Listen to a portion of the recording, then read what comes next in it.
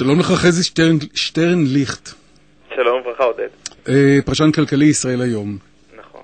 תגיד לי, איך אתה מוכן לשתף בסוד הכי כמוס, איך עושים כסף, לשתף את כל המאזינים והקוראים שלך? בספר ששמו קריש מול סרדינים, הדרך שלך להשיג הצלחה כלכלית. תראה, הספר הזה מצא איזשהו מסע שעשיתי, הייתי כתב שוק ההון, פגשתי הרבה מאוד אנשי עסקים, לאו דווקא הטייקונים, ואני אומר בכוונה אולי אפילו לא הטייקונים, אנשי עסקים שהצליחו במהלך החיים שלהם, והם פעלו לפי כל מיני כללים מסוימים. ואני באיזושהי תחושה שאנחנו באיזושהי הייתה כלכלית, אתה מכיר את הנתונים הרבה יותר טוב ממני עודד, ואתה יודע שהמשק נמצא באיזושהי מצב שהצמיחה הולכת ונסוגה, והרבה אנשים, יכול להיות שבשנה הקרובה, שנתיים הקרובות, צריכים לקבל מכתבי פיטורים. אז אני באמת רוצה לעשות איזשהו פוש לספר הזה, שמנסה לתת לאנשים איזושהי תפיסת עולם שהיא עכשיו נמצאת בעצם במתקפה, כלומר, היא תפיסת עולם של חירות ויוזמה, כמו שאני רואה אותם, אבל זה בעצם סוג של כתב הגנה על הקפיטליזם, להזכיר לאנשים שזה נכון, הממשלה, אנחנו כולנו מתעסקים בממשלה ותקציב המדינה, שהוא באמת אדיר ומדהים. חזי, אם הייתי מכניס את דעתי, הייתי אומר, אוקיי, השיחה הסתיימה, תודה, שלום, ביי, אבל אני לא אעשה את זה. בוא תגיד לי, חזי, למה קריש ולמה סרדינים? ותכף אנחנו ננסה לשייך את שנינו, איפה אנחנו נמצאים שם? תראה, רוב האנשים לצורך העניין סרדינים, ואני אומר שזה הכל מחשבתי. תסביר, מה זה סרדין? לא, תסביר. סרדין זה מי שהולך בתלם, מי שהולך ונכנס למקום העבודה, נגיד למסגרות המקובלות, אחרי שהוא היה בצבא, והוא מקבל את התכתיבים, והוא בעצם או שהוא שכיר או שהוא עצמאי קטן, והוא לא מנסה להגדיל או לפחות להכפיל את הנכסים שלו ככה שהוא הגיע למשהו שאני מכנה בספר נקודת החירות הכלכלית, שהיא נקודה מאוד פשוטה, נקודה שבה אנחנו יכולים להחליט מתי אנחנו מפסיקים לעבוד. ומה רע בלהיות סרדין אם יש לך ביטחון כלכלי? אתה מוותר אולי על משכורת עתק, אבל אתה נהנה מסוג של ביטחון. היום כבר אין את זה, אבל לא ניכנס כבר עכשיו לוויכוח כלכלי. אם היה את זה, הלוואי.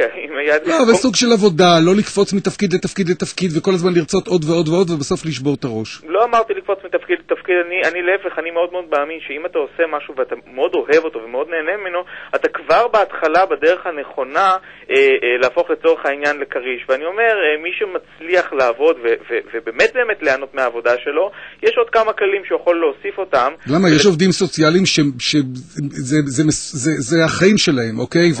וכסף הם ממש לא עושים שם. נכון, כי זה לא הכלל היחידי. כלומר, יש גם את העניינים של מינוף, ויש העניינים של לחשוב יותר בגדול, ולקחת את מה שאתה מייצר ולנסות לתת איזשהו ערך מוסף למוצרים, ולקחת את ההון שאתה צובר, להשקיע אותו מחדש בעסק נוסף, וככה עם השנים בהדרגה לקחת סיכונים מסוימים ואז להגדיל את סך הנכסים שלך. מה שאתה אומר בעצם זה עכשיו, וזה שהוא מתחבר להתחלה, אל תהיה סרדין, תהיה קריש. עכשיו בוא נגדיר רגע מה זה קריש. קריש הוא מישהו שהוא פועל לפי מה שאני מגדיר סוג של 8 כללים. הכלל הראשון הוא, ואני בכלל הולך למקומות שהם לאו דווקא עסקיים, אני קורא לזה נחישות מתמדת, זה פשוט מילה באנגלית, זה נקרא perseverance. זה כל הזמן להיות נחוש, כל הזמן לראות את המטרה לנגד העיניים, ומי שאני מביא בספר כדוגמה הוא דווקא נשיא מדינה שמעון פרס, שבאמת, אתה יודע, הנחישות שלו לאורך הקריירה הפוליטית שלו, שזה בכלל מקום אחר ולא מעולם העסקים, היא בלתי נתפסת. הרי האיש הזה התמודד כל כך הרבה פעמים ושמע את הלא ושמע נחשב. אבל הוא לא הלך לעולם העסקי. הוא לא הלך לעולם העסקי, אבל הוא מייצג פה לפחות בעניין הזה את ההצלחה במובן כמי שהיה נחוש של עקרונות, לא של כסף. נכון, זה אחד מהעקרונות, זה לא היחידי שבהם, ואני מביא פה את עניין נחישות. אני פשוט רוצה לתת כמודל אנשים שהיו מאוד מאוד נחושים, ובסופו של דבר הגיעו לאיזושהי הצלחה, ובאמת לא בעניין של כסף, ודווקא שם אני מתחיל עם הפוליטיקאים. אוקיי, בוא נלך הלאה, אז נדבר נחישות, תשוקה, מה עוד? על לתת ערך מוסף אמיתי, וזה באמת... ערך מוסף למי? ערך מוסף במובן שלייצר איזשהו פתרון שהוא מייצר ערך מוסף לאנשים אחרים, כלומר לא לעצמך, אלא לבוא ולצורך העניין בוא ניקח פתרונות טכנולוגיים שהם, בוא נגיד, הם נדירים והם לא נפוצים כמו גוגל ופייסבוק, זה לא כל אחד הלך ופיתח אותם, אבל לצורך העניין מאוד מאוד מבחישים. הם איזשהו פתרון שהופך את החיים שלנו הרבה הרבה הרבה יותר קלים.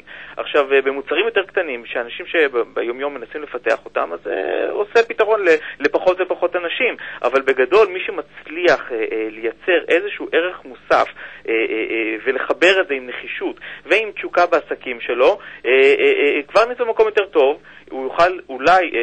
חזי, אבל איך עושים מכל זה כסף? עד עכשיו דיברנו על עקרונות, שזה מאוד יפה, אבל איך עושים מזה כסף? קודם כל, אני אומר, זה לא קל, זה מאוד מאוד קשה, אבל ברגע שמחברים את זה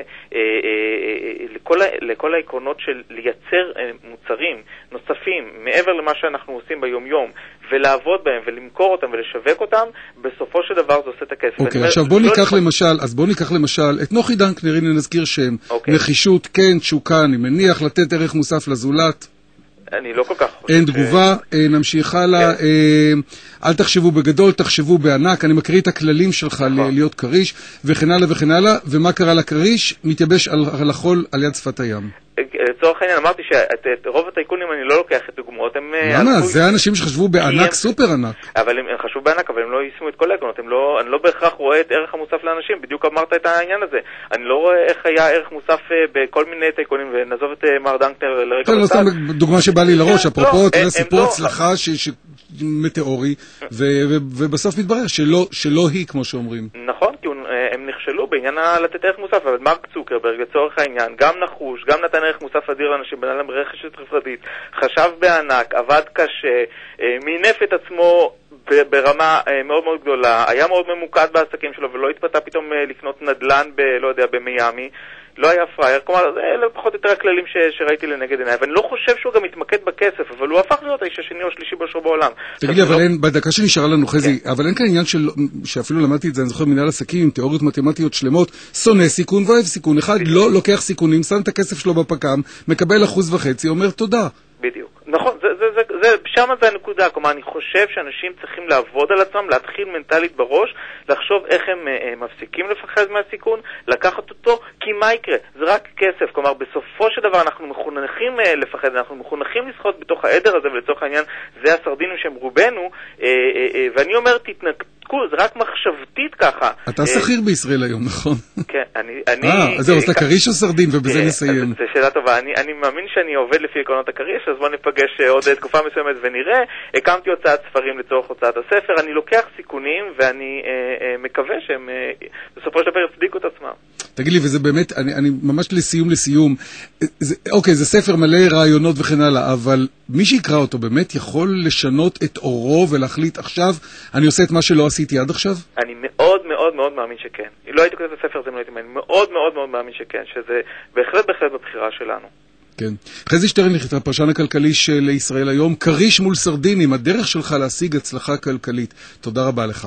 תודה רבה. תודה, והדרך שלנו היא לעבור מכאן מול פני כל ישראל בתל אביב לירושלים לעדכון החדשות. תודה עודד.